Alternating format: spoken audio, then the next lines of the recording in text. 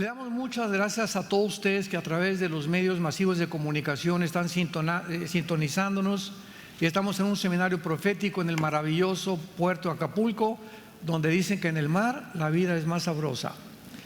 Así que nos da mucho gusto venir y estar en esta iglesia Villanueva aquí en Acapulco, y vamos a comenzar hoy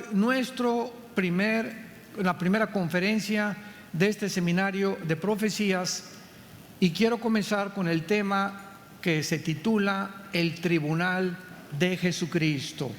El Tribunal de Jesucristo. Abran sus Biblias, todos ustedes los que la traen, en la primera carta a los Corintios, capítulo 3, versículos del 10 en adelante.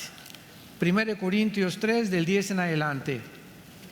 Y antes de dar lectura a este pasaje que nos va a servir de base teológica para lo que vamos a desarrollar, quiero recordarles que el próximo evento profético, si alguien me preguntara, de acuerdo a la Biblia, ¿qué es lo próximo que en la Biblia se puede verdaderamente discernir que va a suceder en el mundo?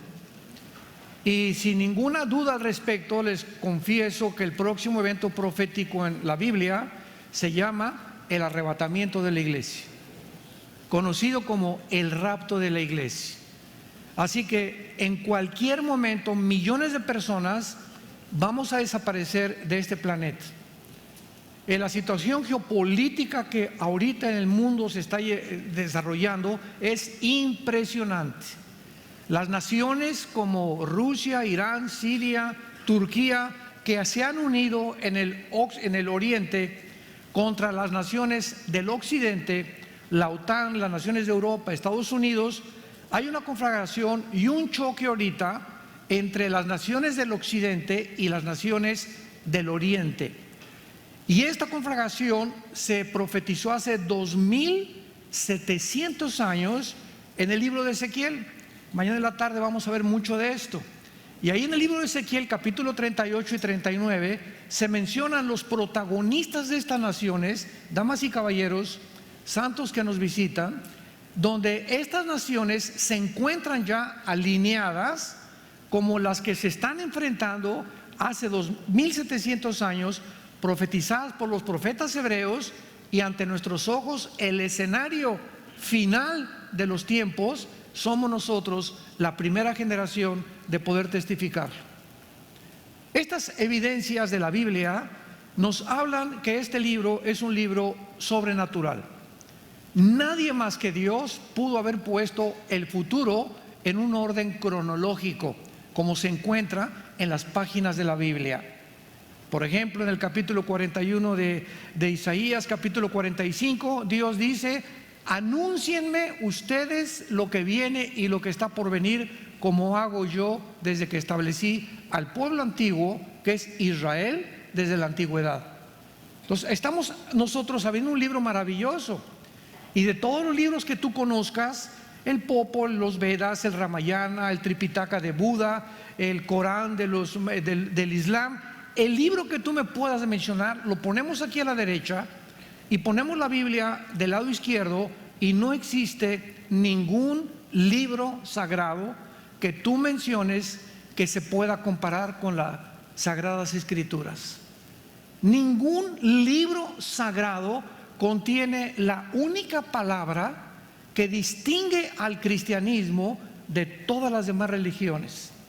¿Sabes cuál es esa palabra que solo se encuentra en la Biblia y que ninguna religión tiene? La palabra gracia. La palabra gracia, desconocida completamente hasta por los mismos cristianos, que significa que el Dios de la Biblia nos perdona nuestros pecados sin que nosotros tengamos que trabajar por ellos, ni ir a la villa, ni tratar de hacer buenas obras o sacrificios, sino que se nos regala la salvación por la gracia de Dios en una cruz, cuando Dios castiga a su Hijo en nuestro lugar para darnos un perdón que no merecíamos ninguno de nosotros, y simplemente por la gracia de Dios, para que después que recibamos la salvación, las buenas obras no son para ganarnos la salvación, son para demostrar y justificar, como dice Santiago 2, que realmente hemos recibido la salvación. Pero las buenas obras que hacemos no son para ganarnos la salvación ni para ganarnos el favor de Dios, sino simplemente para demostrar que ha habido un cambio radical, revolucionario en nuestras vidas. Entonces, después del rapto, ¿qué sigue? Es lo que vamos a ver. Cuando desaparezcamos y venga Cristo por nosotros, nos vamos directamente al cielo. Mire, hagan de cuenta que nos encontramos ahorita, aquí está la cruz y viene el rapto, y en el momento que viene el rapto, pueden pasar 2 años o 3 años, o puede ser al otro día que comience la tribulación, cuando el anticristo confirme un pacto con los judíos y con otras naciones alrededor del Medio Oriente. Entonces, si nos vamos nosotros con Cristo hoy en la noche al cielo, van a pasar aquí en la tierra 7 años de tribulación, y mientras estemos en el cielo, ¿qué va a pasar? De eso se trata la conferencia de esta tarde. Mientras estemos en el cielo, vamos a enfrentarnos al tribunal de Cristo. ¿Qué significa esto? Que todos los cristianos, desde Pentecostés hasta nuestros días, no los del Antiguo Testamento, vamos a ver los diferentes juicios que va a haber, nos vamos a enfrentar en el bema, que es la palabra que se usó para tribunal, Romanos 14:10, 1 Corintios 3 que vamos a leer ahorita, y vamos a ser juzgados no por la salvación. Esto es muy importante, porque nuestra salvación ya está segura en la muerte de Jesucristo. Vamos a ser juzgados por los motivos con los cuales servimos a Dios. Vamos a ser juzgados por la fidelidad que demostramos en las cosas que Dios nos encomendó. Hay muchos que Dios les ha encomendado ganar millones de almas, otros son pastores y tienen iglesias grandes, otros nunca fueron pastores, otros fueron buenos padres de familia, otro fue un hermano que era el que le cargaba el portafolio al pastor, o los edecanes que abrían la puerta y viene el rapto y nunca predicó o nunca tuvo oportunidad de viajar y ganar las almas. Pero lo que Cristo va a recompensar es la fidelidad. Ese hermano fue fiel con el pastor, le sirvió al pastor, ayudó, estuvo abriendo la puerta. La hermanita Chole venía y limpiaba los domingos las sillas, no podía hacer nada más que orar, la pura viejecita. Cuando venga Jesucristo, va a premiar Dios su fidelidad y el motivo sincero por cual hizo lo que ella hizo. Entonces, el tribunal de Cristo es el próximo evento después del rapto que vamos a pasar ahí en el cielo.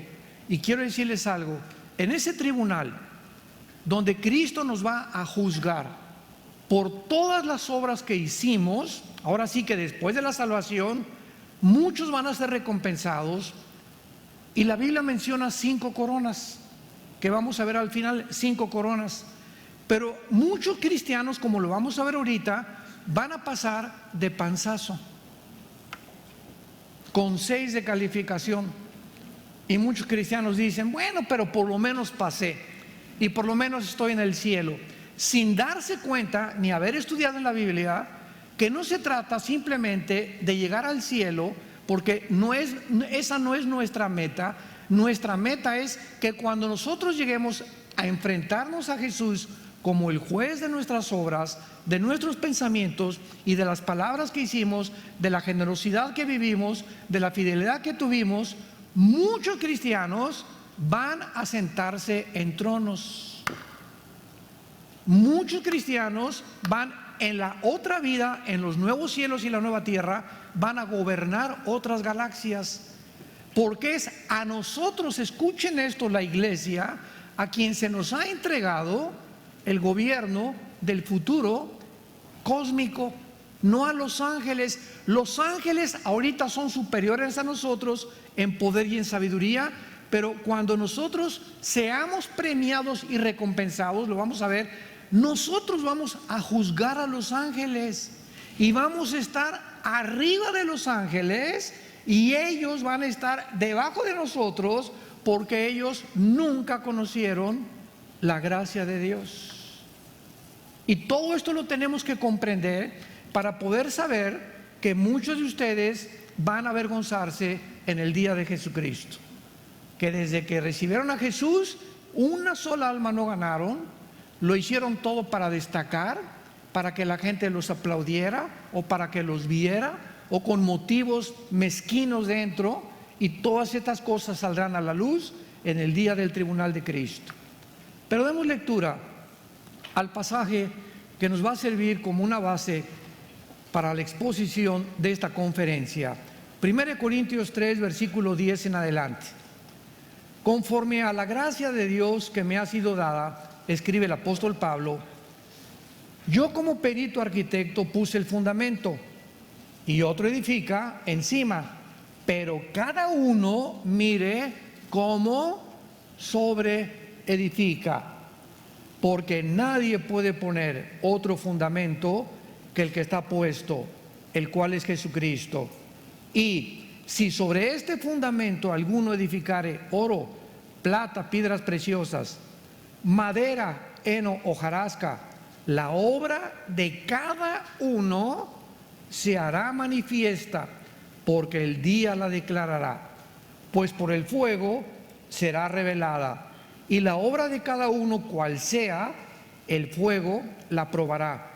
Si permaneciere la obra de alguno que sobreedificó, recibirá recompensa. Si la obra de alguno se quemare, él sufrirá pérdida, si bien él mismo será salvo, aunque así como por fuego. Este pasaje nos está describiendo claramente ¿qué cosa? El tribunal de Jesucristo. El día que estemos enfrente de Él y nuestras obras sean manifestadas. Noten ustedes las dos clases de materiales que el apóstol Pablo usa para poder comparar la calidad de nuestra vida. Dice en el versículo 12, oro, plata y piedras preciosas. Son tres elementos que no son flamables. Y sin embargo, por el otro lado, dice la Biblia, la madera, el heno y la hojarasca se incendian y se convierten en ceniza. Esto quiere decir que cada vez que tú haces algo en la vida, un vaso de agua que tú le des a alguien, una limosna que le des a una persona, un cojito, por ejemplo, en la calle, una persona ciega, una viejita que apenas está caminando, o un señor que te quiere lavar los vidrios del carro, y quítate viejo, tú no me estés aquí molestando, y le das 2 o 3 pesos, que ya dos o tres pesos, mejor no le des nada. ¿Verdad? Digo, es una burla ya esas cosas, ya son como limosnas cuando pertenecíamos a la iglesia romana, que nos pasamos la limosna, echábamos lo que nos sobraba, ¿verdad? Entonces tenemos que nosotros darnos cuenta que lo que hagamos lo hagamos de corazón, y cuando fue de corazón y de buena intención, estamos guardando esas obras. Pero todo lo que hiciste en tu vida cristiana hasta el momento de tu muerte con intenciones equivocadas se van a quemar, van a desaparecer, porque ante los ojos el cantante fulano de tal compró un asilo para ancianos, y la cantante y la artista fulana de tal o tal político hizo un orfanatorio para niños. Y toda esta paja y todo este heno que nosotros vemos, que la gente, políticos, cantantes, famosos, hacen para poder limpiar sus conciencias y para que vea la gente que son caricativos, porque lo hacen para llamar la atención, no les será reconocido jamás por Jesucristo. Por eso dice en Isaías que nuestras buenas obras muchas veces son como trapos inmundos que no tienen ningún valor, cuando Dios sabe que lo hacemos con un corazón equivocado. Muy bien, veamos ahora a continuación los 5 juicios futuros que la Biblia menciona. El primero, que es el que acabamos de comenzar a ver, es el tribunal de Jesucristo. En 2 Corintios 5, versículo 10, el apóstol Pablo vuelve otra vez a confirmarlo. 2 Corintios 5:10, porque es necesario, dice Pablo, y noten ustedes que él se involucra. Dice que todos nosotros, o sea Pablo, está contándose a él que él también va a estar en este juicio. Es necesario que todos nosotros comparezcamos ante ¿dónde? Ahí está la palabra, el tribunal de Jesucristo, que es el tema de esta tarde, con el cual comenzamos este ciclo de conferencias. A los que les interese, la palabra tribunal en el griego es la palabra bema, con B de burro, B de bueno, como suena, y con M de mamá, bema. Muy bien. ¿Qué era el bema entre los griegos? El bema era como una plataforma donde yo me encuentro ahorita, y cuando había olimpiadas, llegaban, por ejemplo, el que ganó con la garrocha, el que ganó los 100 metros planos, el que ganó con el disco, pasaban, y en el bema se encontraban, era un montecito así como este, más o menos, con un podium, 2 o 3 jueces, y ahí les entregaban sus diademas o sus coronas de olivo para premiarlos. Entonces, esto nos habla que cuando estamos en el cielo va a haber así una multitud impresionante de todos los cristianos desde Pentecostés hasta nuestros días, donde Jesucristo estará como un juez así sobre una cosa elevada, y donde vamos a pasar cada uno de nosotros a recibir o a ser rechazados o a ser recompensados por toda la eternidad. Esto es lo que significa la palabra bema, porque fue el lugar que los griegos usaban como una corte de justicia o para premiar a los deportistas. Entonces dice Pablo, es necesario que nosotros comparezcamos ante el tribunal de Cristo. Y escuchen para qué. Para que cada uno reciba según lo que haya hecho mientras estaba en el cuerpo, sea bueno o sea malo. En otras palabras, dice la Biblia por todo el Nuevo Testamento, no nos cansemos de hacer el bien. No nos cansemos de sembrar. No nos desanimemos por las circunstancias del mundo, donde estamos nosotros en un mundo completamente oscuro ya. Dice la Biblia, las tinieblas cubrirán el planeta Tierra, pero en ustedes resplandecerá la luz.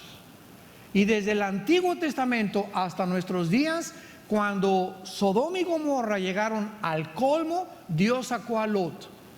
Cuando el mundo llegó al colmo, mandó el diluvio y sacó a Noé, a su esposa, a sus 3 hijos y a sus 3 nueras. Cuando en Egipto las cosas estaban tremendas, Dios los hizo que pasaran por el Mar Rojo y dejaran atrás la esclavitud. Dios siempre hará diferencia entre los cristianos fieles, los que no se han desanimado, los que no son de domingo solamente, que ven aquí, traen su estampita de San Mateo, ¿verdad? Y nomás llegan a persinarse, a calentar la silla, y de lunes, martes, miércoles, jueves y viernes, nunca ni en su compañía, en su oficina, en su bufete, en su consultorio médico, le han hablado a nadie de Cristo. Ni a la mesera que los atiende en Sanborns, no le dan ningún folleto, al elevadorista, al lechero, a la tortillera, al taxista. O sea, pasamos por este mundo como si realmente jamás hubiéramos tenido un encuentro sobrenatural con el Hijo de Dios. ¡Qué triste! Y cuando nos enfrentamos con esta realidad de que después de la vida hay recompensas, esta es la razón por la cual la Biblia dice que durante 3 siglos, los primeros 3 siglos de la época cristiana, millones de mártires murieron en el Coliseo romano. Y los echaban con los leones. Imagínate nomás con tu hijito de 13 años o de un chiquito de 1 año o un bebé cargándolo aquí, y le abren la jaula a los leones y se te vienen encima los tigres y los leones. ¿Y qué decían? No, sí, César, mejor sácanos, sí, renuncio a Cristo. ¿Eso dijeron?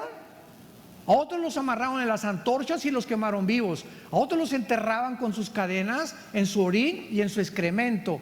3 siglos, casi 300 años, los cristianos primitivos murieron por sus convicciones. ¿Y tú? Ay, no, que nadie sepa que soy cristiano en el trabajo. Que en la escuela no digan que soy cristiano. En Navidad, ay, don Pancho, supimos que usted se hizo cristiano. Yo, bueno, voy a la iglesia, pero así cristiano, fanático de esos aleluyos no soy. Qué increíble que Jesús haya muerto en una cruz por nosotros, casi se me desnudo, y que 300 años los cristianos vivieron y murieron por Jesús.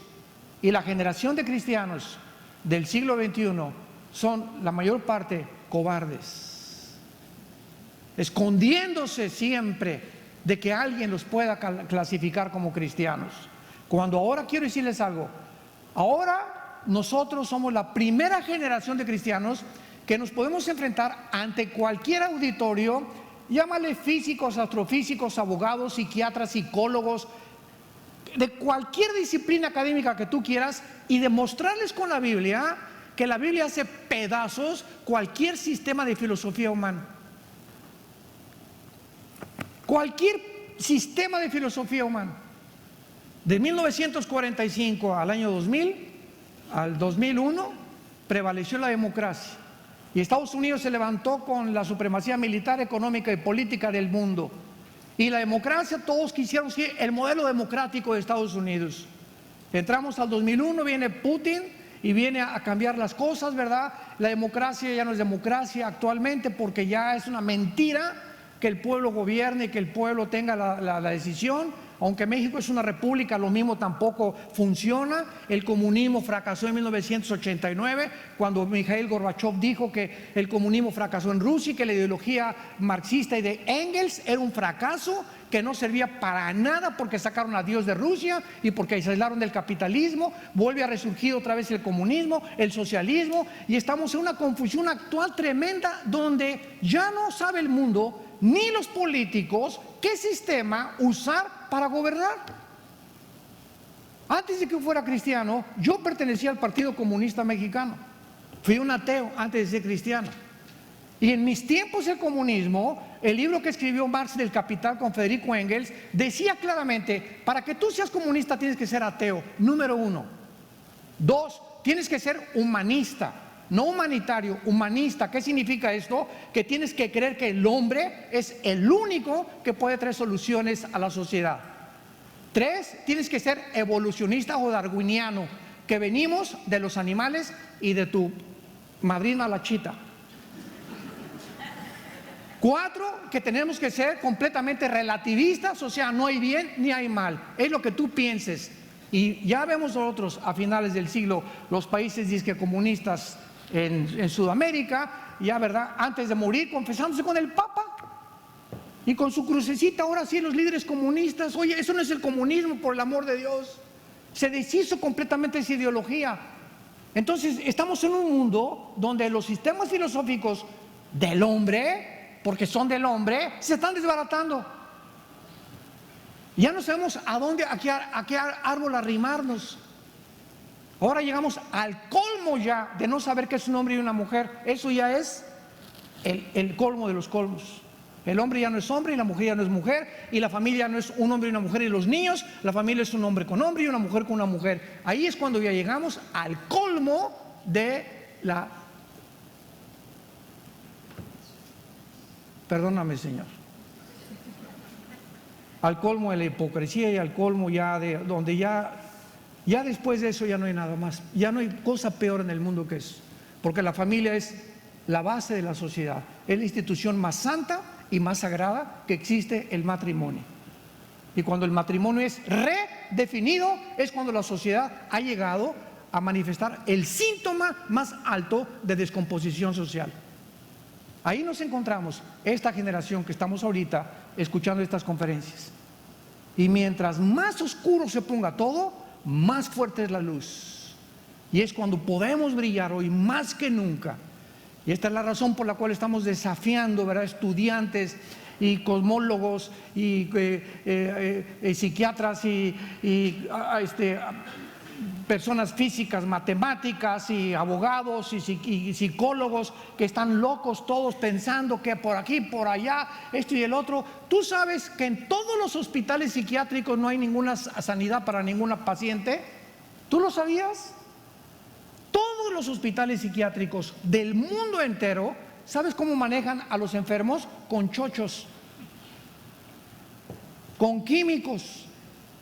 ¿Por qué? Porque no tienen otra manera de poder sanarlos, ni tampoco de poder curarlos. Así está bien. Entonces, estamos incapaces de poder darle solución a problemas que van más allá de nuestra capacidad para resolverlos como seres humanos. No somos dioses. Y es el punto al que ha llegado la sociedad, a creernos dioses. Y nunca el mundo, con tanta tecnología, con tantos avances científicos, se había enfrentado con un mundo tan pobre moralmente. El segundo juicio es el de los creyentes del Antiguo Testamento. Es importante, como teólogos o como estudiantes de la Biblia, entender la diferencia entre Israel y la iglesia. Muy importante. Ahora que venga el rapto, los santos desde Adán hasta la cruz no van a resucitar. Cuando venga el arrebatamiento, los que vamos a resucitar son la iglesia de Pentecostés. Ahí comenzó la iglesia hasta nuestros días. Porque en Pentecostés vino lo que se llamó el bautismo con el Espíritu Santo. ¿Qué significa esto? Es la doctrina que nos enseña que los cristianos, en el momento que recibamos a Cristo, somos fundidos, amalgamados, hechos uno en el cuerpo de Cristo. Entonces, ¿qué es la iglesia? Es el cuerpo de Cristo. Él es la cabeza. La iglesia no son los edificios, no son los castillos, las catedrales. La iglesia somos nosotros. El altar ya no es aquí el altar. Hay cantidad de iglesias que dicen pasen al altar. Bueno, el altar ahora está aquí. El altar somos nosotros aquí adentro. Este es el altar. En el Antiguo Testamento el altar tenía que mantenerse encendido. Y ahora le dice Pablo a Timoteo: mantén el fuego, aviva el Espíritu Santo que está dentro de ti. O sea, ¿qué es el altar? La Biblia es como el comal donde muchas hermanas hacen los tamales o el carbón, ¿verdad? Que le tienes que hacer así. ¿Para qué? Para que el fuego, los carbones no se apaguen. Y dice Dios: aviva el fuego. O sea, dentro de nosotros Dios prendió un fuego. Este fuego es el fuego del Espíritu Santo. Tú lo tienes y yo lo tengo. Pero dice Efesios que lo puedes apagar, que lo podemos apagar. ¿Cómo? Con el pecado. El momento que tenemos un pecado que no confesamos, se apaga dentro de nosotros. Y cuando comienza a apagarse dentro de nosotros, no significa que perdemos la salvación, significa que perdemos la dirección del Espíritu Santo. Y comienzas a tomar decisiones que te vas a arrepentir por lo que hiciste. Porque tomaste decisiones, te casaste equivocadamente con un hombre o con una mujer, o compraste un carro que no debías comprar, o una casa que no debías de comprar, o hiciste algo que no fue guiado por el Espíritu Santo. ¿Por qué? Porque lo tenías dentro de ti apagado. Y entonces recogemos la cosecha porque la tenemos que recoger. Esto se llama la ley de la responsabilidad individual en la Biblia. Toda decisión que tú tomes y que yo tome, cualquier decisión que tú hagas, tiene consecuencias para el bien o para el mal. Y tus papás, y tus tíos, y tus maestros, y tu ex esposo no tienen la culpa hasta que aceptemos que somos lo que somos por las decisiones que nosotros hemos tomado. Comenzamos a madurar. ¿Quién es una persona inmadura? Una persona que siempre está echándole la culpa a los demás. Yo soy como soy porque mi mamá era prostituta. Yo soy como soy porque mi papá era traficante. Yo soy como soy porque mi papá se divorciaron. Yo soy como soy. Y siempre estamos buscando fuera de nosotros la responsabilidad que llevamos ante Dios. Entonces, esto es importante que nosotros lo comprendamos para que podamos realmente entenderlo. Vayamos a Daniel capítulo 12 y veamos que los santos, porque en el Antiguo Testamento no se le llamaba cristianos. ¿Saben por qué? Bueno, ¿qué significa la palabra cristiano? Cristos, ungido, anos, pequeño. ¿Quién es un cristiano? No es el que viene a esta iglesia, no es el que es mormón, no es el que es evangélico, no es el que es católico, o no es el que es testigo de Jehová, o que pertenece a tal o cual denominación. Un cristiano es una persona que tiene la unción, la presencia del Espíritu Santo dentro de su vida. Venir a la iglesia no te hace cristiano, como ir a McDonald's no te hace una hamburguesa. Entonces, el cristiano no es el que viene a la iglesia. Venimos para edificarnos, pero no te hace cristiano el venir a la iglesia. Ahí puedes encontrar el camino a través de la predicación, cómo hacerte cristiano. Pero hay personas que han pertenecido a la iglesia evangélica, bautistas, presbiterianos, nazarenos, o aquí la iglesia Vida Nueva, carismáticos, pentecostales, 25 años y nunca se salvaron. Virgen del Socorro. Jamás se salvaron. Nunca se arrepintieron, nunca entendieron que es un cristiano. Pero ahí estaban el domingo, persinándose con su estampita de San Judas Tadeo, ¿verdad? Pero jamás se salvaron. Su esposa fue cristiana o tu esposo fue cristiano y te habló y pues tú cumplías con venir y creías que con venir a una iglesia era suficiente. No, tienes que arrepentirte de tus pecados. Tienes que entender que el cristianismo comienza con el arrepentimiento, el reconocimiento que hemos ofendido las leyes de Dios. Y cuando tú has reconocido que has ofendido las leyes de Dios, la palabra arrepentimiento significa cambiar mi manera de pensar. Metanoia en el griego, metanoia, arrepentimiento, cambiar mi manera de pensar respecto a Dios y respecto al pecado. Si Dios dice que el adulterio es pecado, es pecado. Y tú no puedes burlarte de Dios. Si Dios dice que tener relaciones con tu novia antes de casarte es fornicar, arrepiéntete. Es pecado delante de Dios. Y tú no puedes seguir haciendo lo que tú sabes que es pecado, porque pierdes el temor de Dios. Y cuando sigues haciendo lo que Dios te prohíbe, sabiendo que es pecado, se aumenta tu culpabilidad. Y se cierra mucho más la dirección del Espíritu Santo hasta que acabas dando un paso final, donde ya tienes una cosecha tremenda, una colota que te pisen, porque pasaron muchos meses y muchos años y no quisiste ser honesto ni agradar a Dios y llamarle pecado a lo que Dios llama pecado. ¿Por qué? Porque nunca te arrepentiste. Porque arrepentimiento significa cambio mi mente, reconozco que lo que estoy haciendo, Señor, no te agrada. Hoy mismo le digo a mi novia, no te vuelvo a tocar hasta que nos casemos. A mi esposa, ¿verdad? La voy a amar y respetar, y la secretaria y la muchacha que por ahí se me metió en la mente, la voy a quitar, te pido perdón, lávame con tu sangre, Señor, y la voy a correr como mi secretaria. Hasta que no tomemos acciones verdaderas, guiados por la convicción de que somos pecadores, es una falsedad nuestro cristianismo. Vete a trabajar mejor al Circo Soleil. Pero aquí no podemos hacer circo dentro de la iglesia. Al pecado le tenemos que llamar pecado, porque es una ofensa a un Dios santo, y tenemos que tener el temor de Dios para vivir con las bendiciones de Dios. Dice la Biblia en Daniel 12, en aquel tiempo, cuando dice Daniel en aquel tiempo, todo el capítulo 11 anterior, sobre todo el versículo 37 en adelante del capítulo 11, está hablando de las guerras finales del anticristo y la forma como el anticristo va a entrar a Jerusalén y va a violar el templo y va a establecer su campamento en Jerusalén, el anticristo. Entonces, cuando dice en aquel tiempo, está hablándose del tiempo final del anticristo. En aquel tiempo se levantará Miguel. ¿Quién es Miguel? El gran príncipe que está de parte de los hijos de tu pueblo. O sea, está hablando del arcángel Miguel. Es el único arcángel que se menciona con nombre en la Biblia.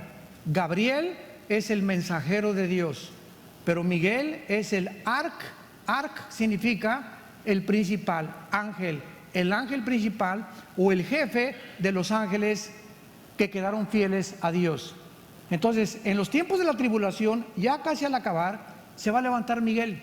Lo confirmamos con Apocalipsis 2, ya no vamos a ir ahí. Pero dice la Biblia que se va a levantar a favor de Israel, de tu pueblo, y será tiempo de angustia, cual nunca fue desde que hubo gente hasta entonces, pero en aquel tiempo será libertado tu pueblo. Este tiempo de angustia lo confirma Mateo 24:21, donde Jesús dice: habrá tribulación como nunca en la historia. Entonces sabemos que aquí estamos ubicados al final de la gran tribulación. Será libertado el pueblo de Israel, los que se hallen escritos en el libro. Versículo 2: y muchos de los que duermen en el polvo de la tierra serán despertados, unos para vida eterna y otros para vergüenza y confusión perpetua. ¿Cuándo? Lo dice el versículo 1: en aquel tiempo. ¿En cuál tiempo? Al final de la tribulación. Al final de la tribulación. Número 2: los creyentes del Antiguo Testamento serán juzgados y resucitarán. Entonces, la resurrección de los cristianos es primero, y después viene la resurrección de los creyentes del Antiguo Testamento hasta la segunda venida de Jesucristo. ¿Por qué? Porque los creyentes del Antiguo Testamento no pueden estar en el tribunal de Cristo. Qué interesante está todo esto, ¿verdad? Y todo está en la Biblia. Ellos no tenían la llenura ni la permanencia del Espíritu Santo como nosotros. En el Antiguo Testamento no se les podía llamar cristianos, porque no estaban ungidos. El Espíritu Santo venía sobre David y escribía Salmo 22: Dios mío, ¿por qué me has desamparado? Sobre mi ropa echaron suertes, mi corazón fue como la cera, son como toros de Basán enfrente de mí. David estaba escribiendo 1000 años antes de la muerte de Cristo, la crucifixión. Y se iba el Espíritu Santo. Venía Sansón y entraba el Espíritu Santo. Muchas veces pintan a Sansón como Rambo, ¿verdad? Pero cuando pintan a Sansón como Rambo, le están atribuyendo su fuerza a sus músculos, ¿no? Pero Sansón era como tú y como yo, a lo mejor era flaco, como el pastor Gustavo, ¿verdad? Dichosos los que están delgados, ¿verdad? O sea, no significa que no estemos así, que seamos fuertes. Pero ¿qué pasaba cuando venía el Espíritu Santo sobre Sansón? Tal vez flaco, pues más o menos rellenito, tenía una fuerza sobrenatural. ¿Por qué?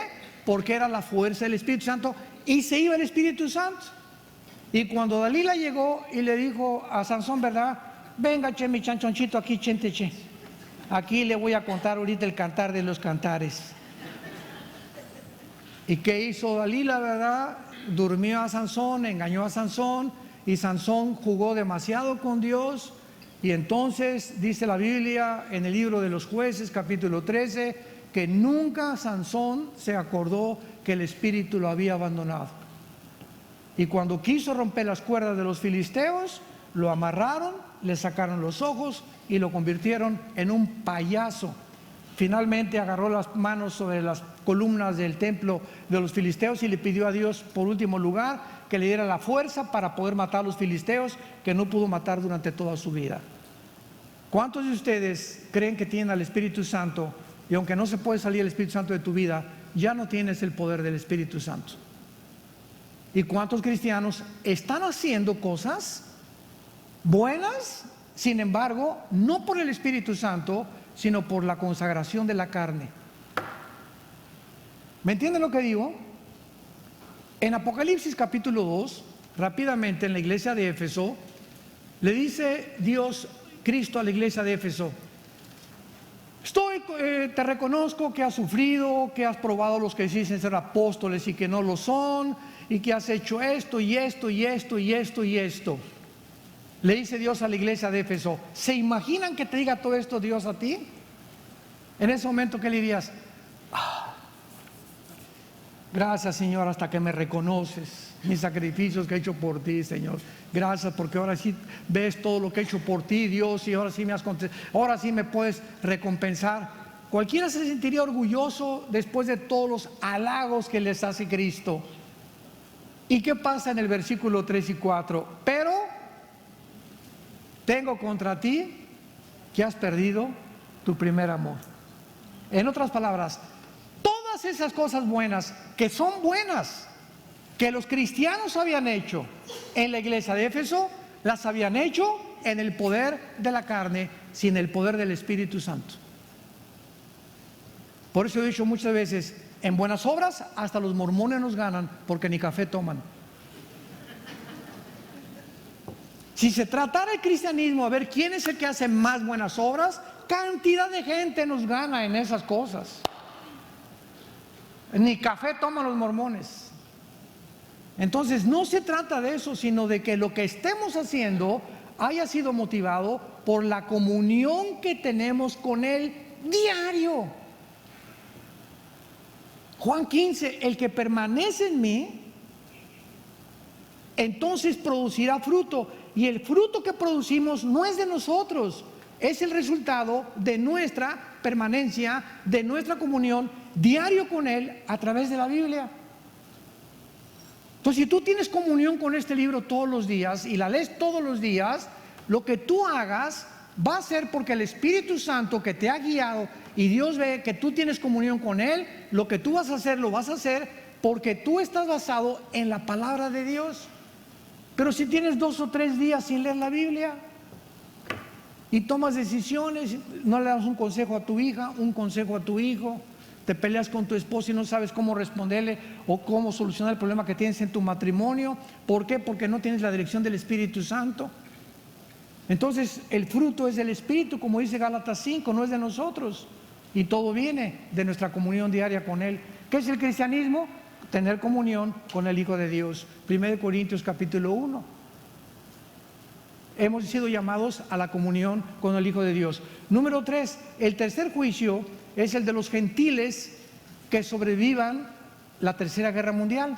Mateo 25, 31 al 46. Cuando regresemos con Cristo en la segunda venida, Cristo va a encontrar viva, no sé si Acapulco estará contándolo, ¿verdad? O México, pero cuando Cristo regrese, solamente 1/3 parte de la humanidad sobrevivirá. 1/3 parte. Entonces, de esos seres humanos que sobrevivan la tercera guerra mundial, la batalla del Armagedón, cuando Cristo regrese, Él ahí, aquí en la tierra, los va a juzgar y va a apartar a los cabritos de las ovejas. Y la mayor parte de ellos serán judíos. Entonces, este es el tercer juicio a estos gentiles y a estos judíos que sobrevivan a la tribulación. Es el tercer juicio de Dios. El cuarto juicio será a los ángeles caídos de Satanás. 1 Corintios capítulo 6, versículos del 1 al 3. 1 Corintios 6, del 1 al 3. Esto es tremendo. Y dice así: ¿osa alguno de vosotros, cuando tiene algo contra otro, ir a juicio delante de los injustos y no delante de los santos? Y les dice Pablo a los cristianos de Corintio: ¿qué no saben que los santos han de juzgar al mundo? Vamos a juzgar nosotros, la iglesia, al mundo. Y si el mundo ha de ser juzgado por vosotros, ¿sois indignos de juzgar cosas muy pequeñas? ¿O no sabéis que hemos de juzgar a quiénes? A los ángeles. Nosotros, pobres criaturas, frágiles, seres humanos, indignos, vamos a ser y formar parte del gran jurado contra los ángeles que se rebelaron contra Dios. Ahora, ¿cómo vamos a poder nosotros juzgar a seres superiores a nosotros en inteligencia y en fuerza, simplemente por la única razón que la Biblia dice en Colosenses capítulo 2, que en Cristo están encerrados todos los secretos de la sabiduría y del conocimiento? Y el cristiano que vive en comunión con Cristo tiene la sabiduría superior a la de los ángeles, por la cual esa sabiduría e inteligencia espiritual que tenemos ya dentro de nosotros y la vamos desarrollando mientras más crecemos y más conocemos a Dios, llegaremos a una capacidad impresionante de ser jueces de los mismos ángeles. Porque para juzgar se necesita conocer a la otra persona o a la otra entidad a la que vamos a juzgar. Un juez no puede juzgar al pitirijas, chijas, juijas, cuando no tiene su currículum, ni sabe qué fue lo que hizo, o sea, tiene que ver todos los elementos y las evidencias para poder dictaminar un juicio jurídico, ¿verdad? Así vamos a hacer nosotros. La pregunta es, ¿tienes ahorita esa capacidad?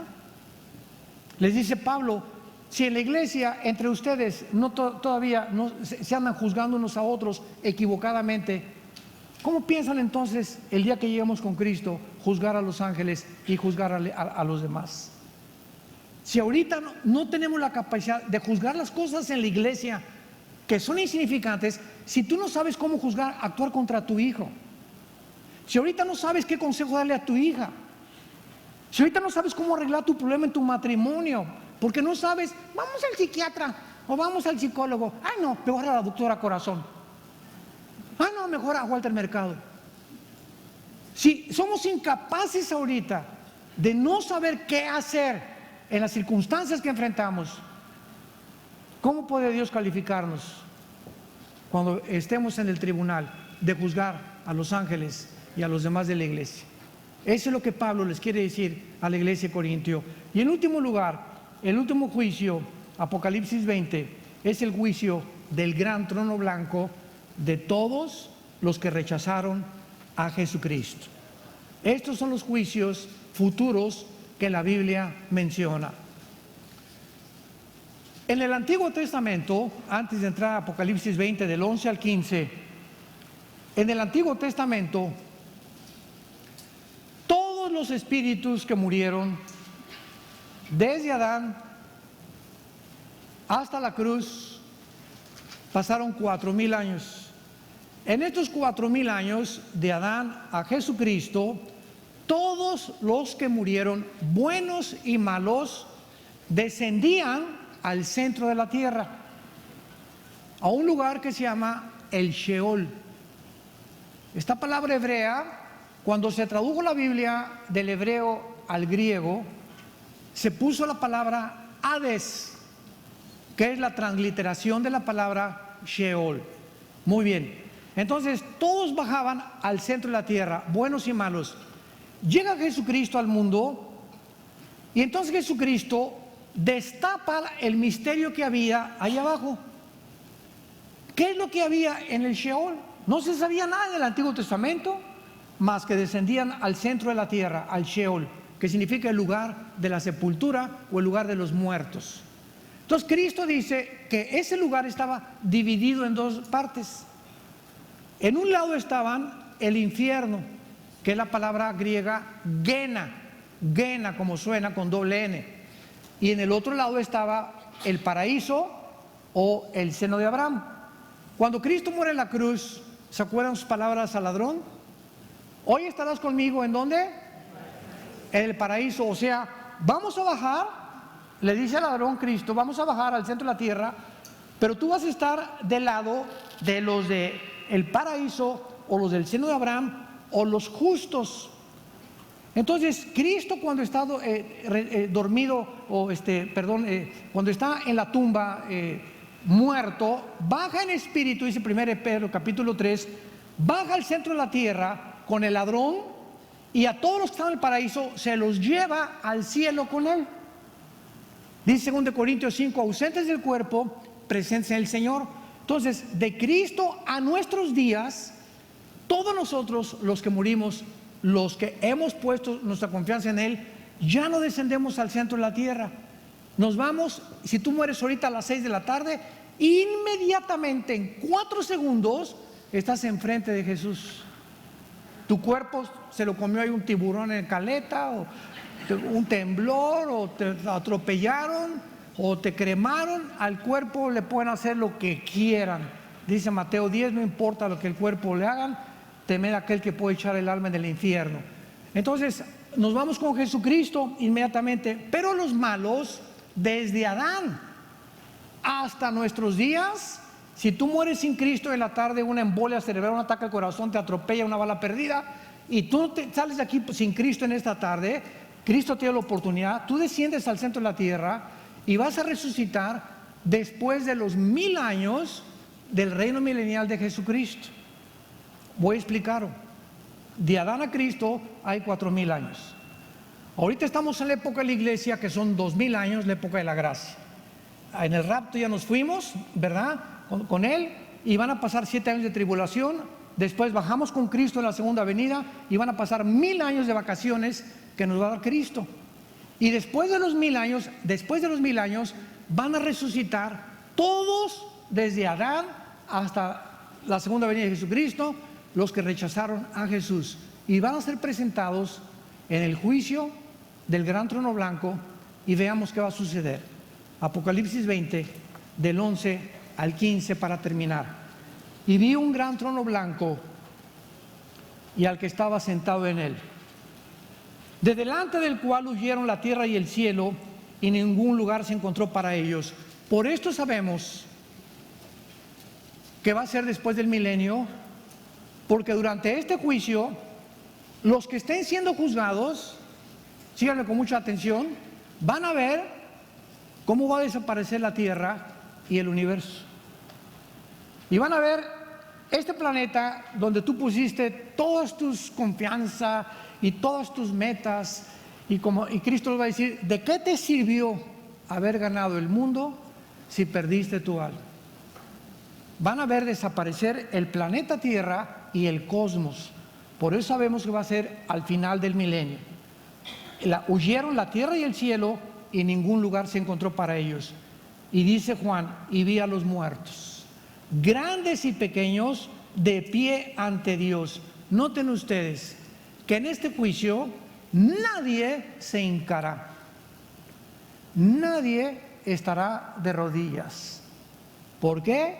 Se acabó la misericordia, se acabó la gracia, se acabó el perdón. Llegó el momento en que los que se encuentren ahí, ellos decidieron jamás formar parte, ni seguir a Jesús, ni irse al cielo tampoco. Y se burlaron: me voy a ir al infierno, estoy contento con el diablo, ahí me voy a ir con mis chelas y con mis señoras y con mis novias y mis amantes, y pues jaja, jijiji, jojojo, y el susto que se van a llevar, que se acabó el perdón y la misericordia para todos los siglos, de pie ante Dios. Grandes y pequeños no significa de estatura, significa reyes, magistrados, o sea, los fifís,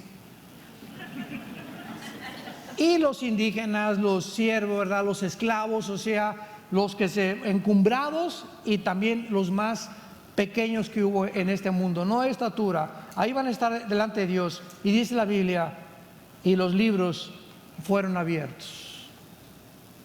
Los libros fueron abiertos. Y otro libro fue abierto, que es el libro de la vida. Y fueron juzgados los muertos por las cosas escritas en los libros según sus obras. Y el mar de Acapulco entregó los muertos que había en él. Y la muerte y el Hades, ahí está el Hades, ahí están los que están todavía en el centro, en el infierno, en el centro de la tierra, entregaron los muertos que había en ellos, y fueron juzgados cada uno según sus obras. Y la muerte y el Hades fueron lanzados al lago de fuego. Esta es la muerte segunda. Y el que no se halló inscrito en el libro de la vida fue lanzado al lago de fuego. ¿Por qué se llama la muerte segunda? Porque todos estos seres humanos murieron una vez físicamente, y morirán la segunda vez, la muerte eterna. Y muchos cristianos hemos nacido físicamente una vez y hemos nacido de nuevo por segunda vez, pero vamos a tener solo una muerte física, porque estaremos unidos eternamente con Dios. ¿En qué situación te encuentras tú, pecador que me escuchas en esta tarde? ¿En qué situación te encuentras tú, matrimonio que han venido a estas conferencias? ¿En qué relación se encuentran ustedes como pareja? Ustedes, muchachos que están aquí también, ¿en qué relación te encuentras con tu novia? ¿En qué relación te encuentras con Dios en este momento? ¿Qué pasaría si ahorita saliendo viene el rapto y nos lleva? Que estoy seguro ya en cualquier momento puede suceder esto. ¿Será demasiado tarde para tu vida? ¿Te habrá traído Dios en balde esta tarde a esta conferencia para que te arrepientas de tus pecados?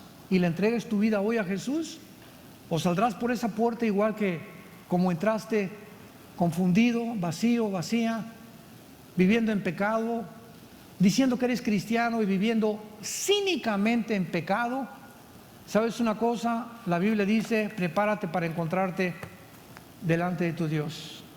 Y este día se acerca, por lo tanto, ciñamos los lomos de nuestro entendimiento y esperemos por completo en la gracia que se nos traerá cuando Jesucristo sea manifestado. Como hijos obedientes, no nos conformemos a los deseos que antes teníamos viviendo en nuestra ignorancia, sino como aquel que es santo, seamos santos en toda nuestra manera de vivir. Y si invocamos por Padre a aquel que, sin acepción de personas, nos juzga de acuerdo a nuestras obras, conduzcámonos en temor durante todo el tiempo de nuestra peregrinación. Porque Cristo bajó del cielo para darnos un llamamiento santo. Quitó la muerte de Jesús y sacó a la luz la vida y la inmortalidad por medio del Evangelio. Al gran pastor de las ovejas, por el pacto sempiterno, vivamos fieles a Él hasta el día de nuestra muerte, para en ese día no arrepentirnos y avergonzarnos de que nuestra fe no fue en vano, haber creído en el Hijo de Dios. Inclinemos nuestra cabeza y digámosle a Dios con todo nuestro corazón. Si hay alguna persona en esta tarde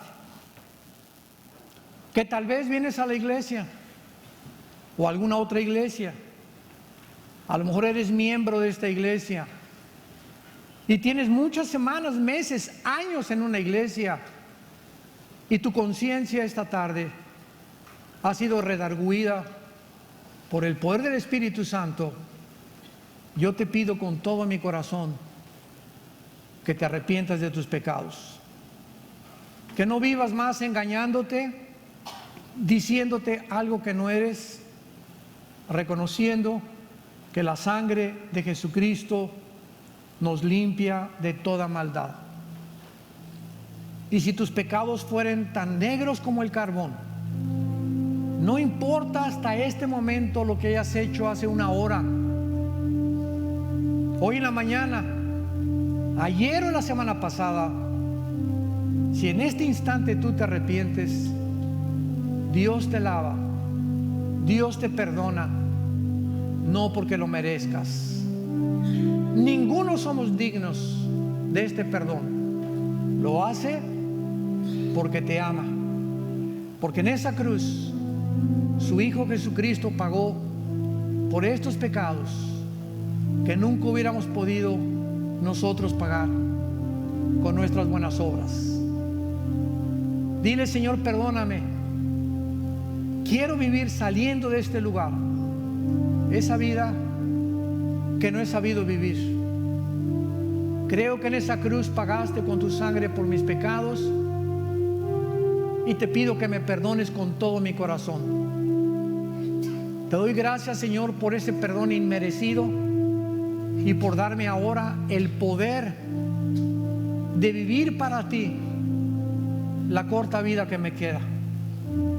Te digo que te amo y que te doy las gracias por tan grande salvación, por regalarme la vida eterna y porque sé que esta noche podré dormir en paz, sabiendo que el momento en que tú me llames a casa, moriré sin temor de la muerte y en paz, porque esa paz que ahora recibo guardará mis pensamientos y mi corazón en Cristo Jesús. Amén. Qué maravilloso libro, ¿verdad? Qué maravilloso libro.